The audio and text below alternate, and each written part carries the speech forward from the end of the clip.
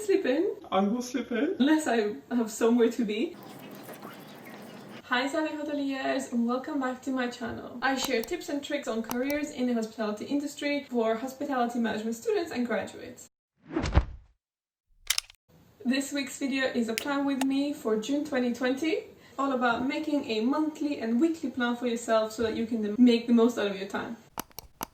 Without further ado, let's get into plan with me for June 2020. The way I plan my month is by dividing everything into 4+1 categories. And the reason why I say +1 is because the fifth category is kind of just, I call it life admin. It's things that just have to be done in life.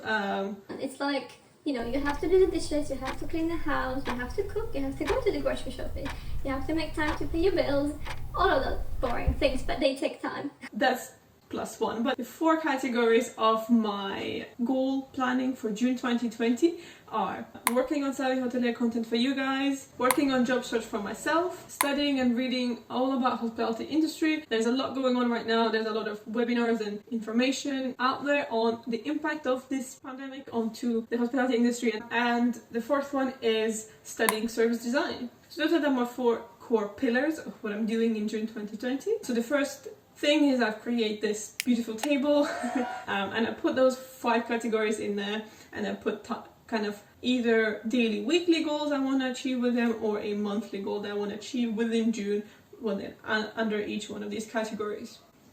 So once I've done that, I've had to really think about how I want to put that into more achievable sort of tasks and like structure. After I have my monthly goal and my overview, I only plan the next week. More specifically in terms of what I'm going to do each day and what my weekly plan is across those overall goals. There are daily tasks, there are weekly tasks, and there are obviously things that I want to achieve by the end of the month. So daily and weekly tasks are relatively straightforward to sort of pin down, and then goal, things I want to achieve, they have more actions under them that need to be done. I tried to plan my next week on my calendar like I would normally, and it was really hard.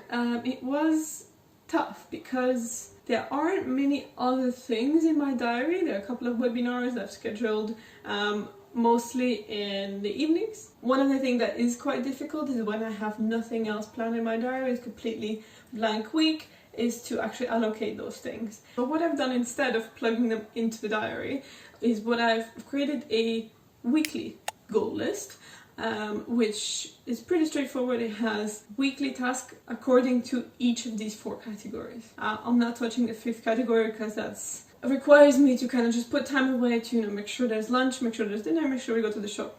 But of course, one of the most important elements of that 5th category is make sure there's time that you're going to go out. And there's fantastic weather coming, today's beautiful day. That's also a really key priority to make sure for me to plan that fun time.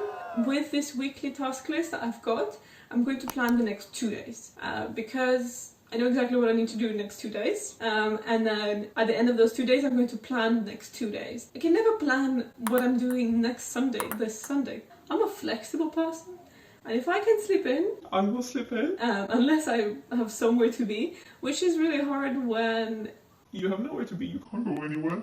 And you have to spend a lot of the time working on yourself, which is essentially all of my time spent on right now. Which means that I need to be more strict with myself, but I still need to be able to adapt to the flow. If I say I need to finish working at 10, but at 10 o'clock I get a fantastic moment of inspiration and really get into the flow of working, I'm not going to stop. I have nowhere to be tomorrow. So I'm going to carry on doing it, even if it's until 2 or 3 a.m, which means my next day gets a bit delayed. I need to be able to be flexible this way, and at the end of each week I'm going to look at the monthly plan and see where I am with those tasks. Bring it all back down to make the next week's plan. That's how I plan my June. Next week's video is all about customizing your resume for the job description, so stay tuned and hit subscribe to watch it when it comes out. I will be launching the resume toolkit in 2 weeks, so make sure you sign up and be the first one to get the toolkit. You're going to really stand out in the pile of applicants if you use the tools that I've created in this resume toolkit. I promise you, you will not regret it. It's completely for free, so be a savvy hotelier and